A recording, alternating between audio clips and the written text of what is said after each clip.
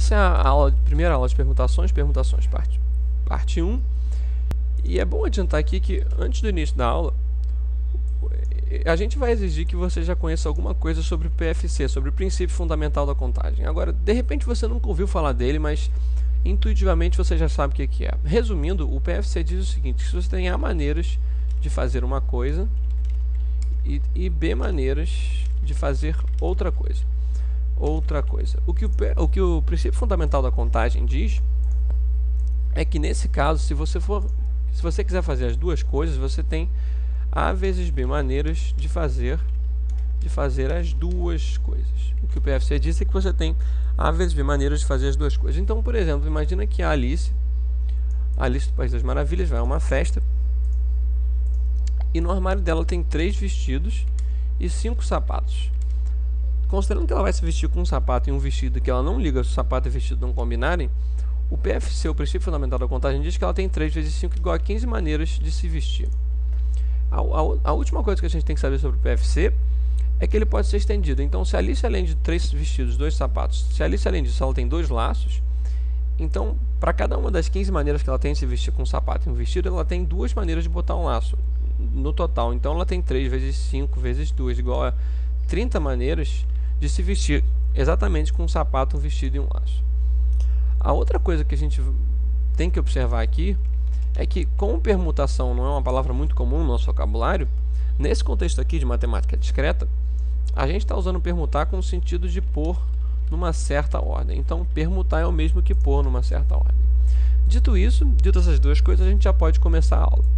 Então, como primeiro exemplo, imagina o seguinte: imagina que Alice, o Bora, a Cleópatra e a Princesa Diana foram a uma festa e eles querem apostar uma corrida. Então, no nosso primeiro exemplo, os 4 apostam uma corrida. Os 4 apostam uma corrida.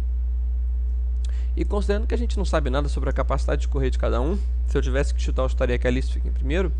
Mas considerando isso, a gente quer saber quantos são os resultados possíveis para a nossa corrida entre a Alice, o Bora, a Cleópatra e a Princesa Diana. Uma maneira de resolver isso daqui, talvez a mais direta, seja, como não existem muitas possibilidades, seja enumerar todas as possibilidades possíveis. Uma possibilidade, por exemplo, é o Bora em primeiro, a Alice em segundo, a Cleópatra em terceiro e a Princesa Diana em quarto. Uma outra maneira que eu vou usar aqui, que talvez seja mais trabalhosa, envolve o seguinte: envolve a gente dividir nosso processo em etapas. Na primeira etapa eu vou escolher quem vai ficar em primeiro, na segunda quem vai ficar em segundo, na terceira quem vai ficar em terceiro e na quarta quem vai ficar em quarto. À medida que eu for desenhando aqui, isso vai ficar um pouco mais claro para você. Então, na primeira etapa, eu vou escolher quem vai ficar em primeiro. Então, é bom esclarecer aqui, eu estou escolhendo o primeiro colocado. E como eu não escolhi ninguém ainda, eu posso escolher, identificando cada pessoa pela primeira letra do nome, eu posso escolher A, B, C ou D para ficar em primeiro colocado. Agora, dependendo de quem a gente escolheu para primeiro, de repente foi a Alice, de repente foi o Bor, de repente foi a Cleópatra e de repente foi a Princesa Diana, a gente vai ter possibilidades diferentes, claro, para o segundo colocado. Então a gente desenha aqui as possibilidades no caso da Alice, as possibilidades no caso do Bor, as possibilidades no caso da Cleópatra e as possibilidades no caso da Princesa Diana. O meu desenho ficou meio ruim, eu vou estender a seta e botar ela até aqui, de repente. Pronto. No primeiro caso, no caso em que eu escolhi a Alice para o primeiro colocado, no caso que eu escolhi A, eu tenho B, C ou D para escolher o segundo colocado. Só esclarecendo aqui, aqui eu estou escolhendo o segundo colocado. No segundo caso que eu escolhi o B, eu tenho A, C e D para o segundo colocado. No terceiro caso eu vou ter A, B e D. E no quarto caso eu vou ter finalmente A, B e C para escolher o segundo colocado. Agora, eu não vou continuar o desenho completamente, mas para a gente tentar entender o que está acontecendo, imagina que eu vou analisar só esse caso aqui, o caso em que a Princesa Diana foi escolhida para o segundo colocado. E também esse caso aqui, o caso em que a Alice foi escolhida para o segundo colocado. No primeiro caso, o caso em que a Princesa Diana foi escolhida para o segundo colocado, as minhas possibilidades para o terceiro colocado, então nesse caso aqui eu estou escolhendo o terceiro colocado, as minhas possibilidades são escolher o B ou o C para o terceiro colocado. E nesse caso aqui são escolher o B ou o D para o terceiro colocado. Eu não vou fazer o quarto porque eu acho que já deve ter ficado claro o que está acontecendo. Deixa aqui o quarto colocado como um bando de pontinho. Aqui eu estou escolhendo o quarto colocado, então faltou o Ozinho. O importante de notar aqui é que no primeiro caso aqui, para escolher o primeiro colocado, o meu número de escolhas era exatamente 4, então eu tinha 4 escolhas. Para escolher o segundo colocado, é verdade que dependendo de quem eu escolhi, eu tenho possibilidades diferentes para escolher o segundo, mas independente disso, o número de possibilidades para o segundo colocado sempre é 3, sempre são 3. Sempre é 3. Então, nesse caso aqui é B, C e D, nesse caso é A, C e D, nesse caso é A, B, D, nesse caso é A, B, C, mas em qualquer caso, eu tenho 3 escolhas. Agora, e essa independência continua. Para escolher o terceiro colocado, eu não fiz em todos os casos, mas nesses 2 casos aqui, eu tenho o B e o C, ou o B e o D, ou seja, eu tenho sempre 2 escolhas para escolher o segundo colocado. Então eu tenho 2 escolhas. E no quarto caso, no caso que eu escolho o quarto colocado, na verdade eu só tenho uma escolha. Ou seja, ele já está escolhido. Se eu escolher o primeiro, o segundo, o terceiro, o quarto automaticamente já está definido. Isso tem muita cara do princípio fundamental da contagem, né? Que se eu tenho A maneiras de fazer uma coisa, que eu escolhi o primeiro colocado, e B maneiras de fazer outra coisa, que eu escolhi o segundo colocado, então eu tenho 4 vezes 3 maneiras de escolher o primeiro e o segundo colocado. Resumindo, o meu total de possibilidades, vai ser igual a 4 vezes 3 vezes 2 vezes 1 igual a 24. Opa, eu tenho que ir um pouquinho para o lado. 24 maneiras de eu escolher um resultado possível para a corrida, né? Para o primeiro caso eu tinha 4 escolhas. Para a primeira etapa eu tinha 4 escolhas. Para a segunda eu tinha 3.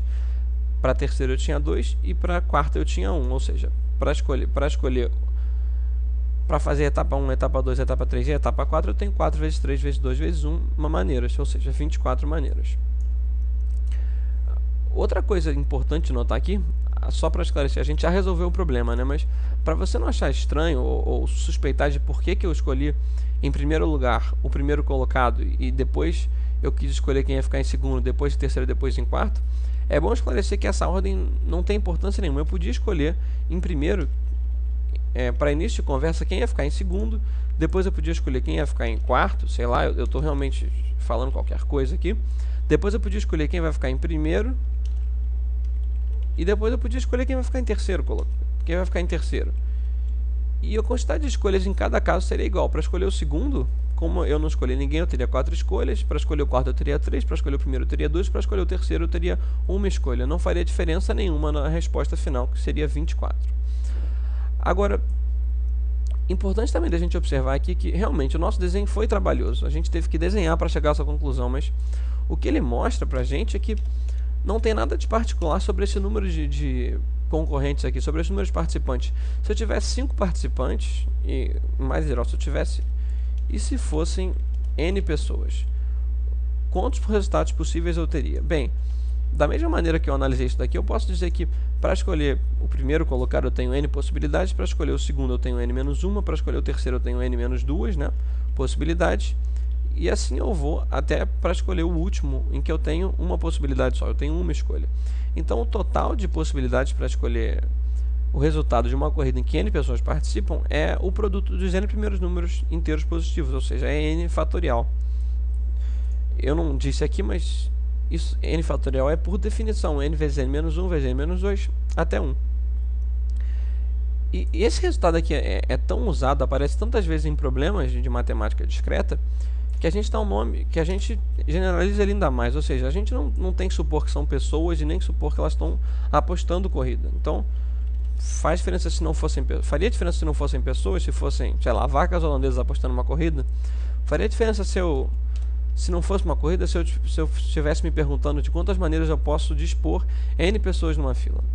A resposta seria ainda N fatorial. Então, generalizando mesmo, a gente pode dizer que o total de permutações de N, aqui eu não quero dizer nem pessoas, nem vacas holandesas, nem nada, eu quero dizer de coisas ou de objetos, o total de permutações de N objetos é N fatorial. E esse número aqui, por definição, é o produto dos N primeiros números inteiros positivos, ou seja, é N vezes N, só para deixar claro aqui, esse número aqui, tá, isso não vai dar certo se eu fizer a seta desse lado, mas esse número aqui é por definição N vezes N-1 vezes N-2 vezes blá blá blá até 1. E bem, isso encerra a aula teórica sobre permutações e eu vou procurar daqui para frente fazer algumas aulas sobre exercícios envolvendo permutações.